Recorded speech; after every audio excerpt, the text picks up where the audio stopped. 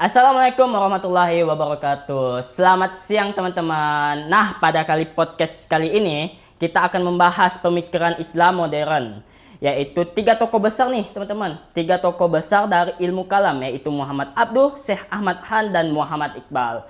Nah, pada kali ini kita mempunyai dua narasumber, yaitu narasumber dari mahasiswa IAIN Kota Pontianak. Namanya siapa nih Kak, dan prodi mana nih kira-kira? Halo, perkenalkan, aku Suci Trimya Putri dari Hukum Ekonomi Syariah. Halo, perkenalkan saya Rika Fitriani dari Hukum Ekonomi Syariah. Nah, dua narasumber ini melakukan tugas UTS ya teman-teman ya. Kita doakan semoga UTS-nya lancar, UTS-nya dapat nilai A+ ya teman-teman ya. Termasuk saya juga teman-teman. Nah, saya perkenalkan, nama saya Nur Safir Majiban sebagai host pada kali ini, pada siang hari ini. Nah, kira-kira nih UTS nih dalam bentuk video ya Kak. Namanya Pak Baihaqi ya. Ya. Nah, pada kali ini ilmu kalam ini kan kata Pak Baihaqi ya, guru dosen saya dulu, dia bilang bahwasanya ilmu kalam ini yaitu ilmu cakap-cakap. Nah, kita cakap-cakap nih tentang tiga tokoh besar dari Muhammad Abduh, Syekh Ahmad Han, dan Muhammad Iqbal. Nah, pernahkah Anda bertanya-tanya bagaimana Islam seharusnya menjawab tantangan modernitas dari tiga tokoh besar ini? Oke, kita akan tanya sesuatu nih kepada kakak-kakak narasumber yang cantik, imut, dan pendek sekali ini. Mohon maaf ya, kita agak-agak rasis ya.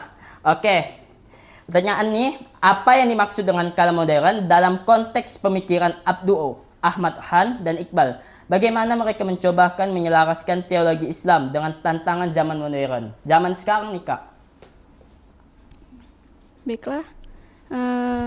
Kalam modern adalah pemikiran teknologi Islam yang berusaha menjawab tentang zaman modern dengan cara menafsirkan kembali ajaran-ajaran Islam dalam konteks pemikiran Ahmad, Khan, Abdul, dan Iqbal. Itu saja itu Kak.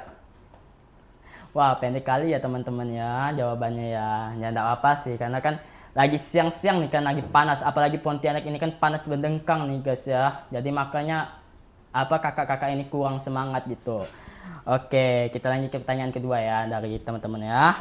Nah, dalam pandangan Anda ya, apa persamaan dan perbedaan utama antara pendekatan kalam Abduh, Ahmad Khan, dan Iqbal terhadap isu-isu seperti ijtihad, pendidikan, dan politik? Kan kita kan bahwasanya tahu kan yang kejadian Trans 7 di mana kita boikot Trans 7 gara-gara feodalisme pesantren. Nah, kita kasih pertanyaan ini, dalam pandangan Anda, apa persamaan dan perbedaan utama antara pendekatan kalam Abduh, Ahmad Khan, dan Iqbal terhadap isu-isu seperti ijtihad, pendidikan, dan politik?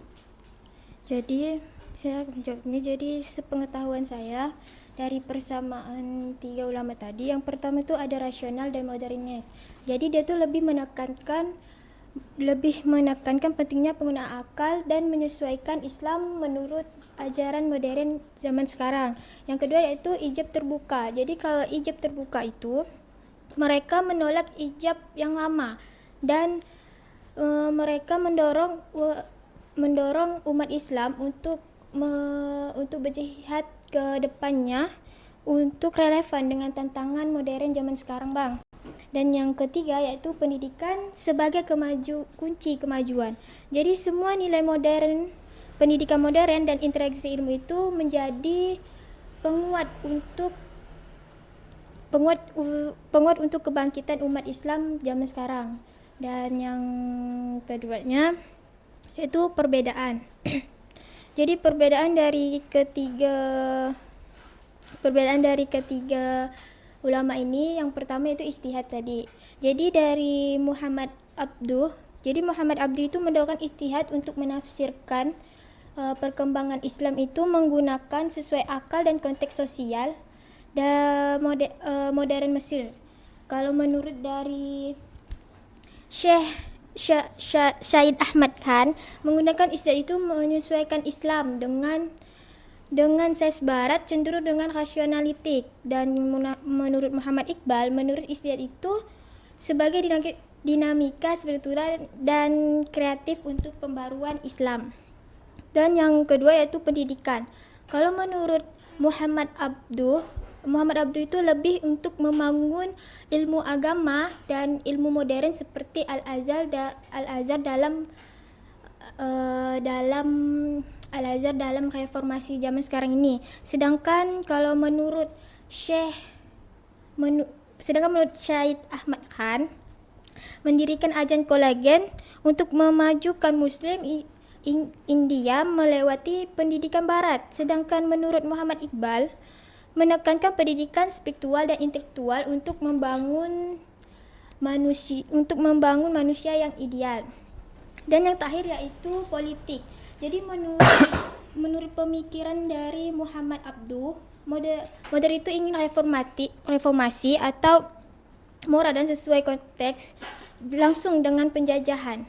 Dan sedangkan menurut Syahid Ahmad Khan itu cenderung loyal pada Inggris dan lebih ke barat-baratan. Dan sedangkan menurut Muhammad Iqbal yaitu mendorong kebangkitan politik Islam dan ideal negeri Islam Pakistan. Jadi itu menurut saya perbedaan dan persamaan antara pemikiran ulama. Ya, karena kan politik sekarang di Indonesia ini kan ya beragam ya kan, dimana politik Indonesia ini ya kita dengar-dengar dinasti ya, nggak berbeda dari siapa Muhammad Abduh ya. Nah, jadi ya anaknya dijadikan wakil presiden itu tidak adil ya guys ya. Ya ijazah SMA 60 lebih bagus ijazah saya sih menurut saya. Nah, jadi kita tanya nih tentang ini nih ya. Dikenal dengan penolakan terhadap taklid buta. Bagaimana ia mendorong jihad sebagai alat untuk menghadapi masalah sosial modern seperti kemiskinan dan kolonialisme. Bahwasanya kita tahu kan Indonesia ini kan tidak lepas dari kolonialisme, kemiskinan, di mana kemiskinan itu ya banyak lah ya kan di Indonesia.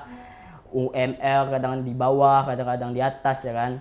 Nah, pendapat kakak nih dari yang saya tanya nih, Abdul dikenal dengan penolakan terhadap taklid buta, bagaimana ia mendorong jihad sebagai alat untuk menghadapi masalah sosial modern seperti kemiskinan dan kolonialisme. Silakan jawab kak. Abdul menggunakan ijtihad untuk menanamkan kembali kepercayaan dari umat Islam bahwa Islam adalah agama yang rasional dan kompatibel dalam memajukan sehingga dapat melawan spiritualitas kalam barat dan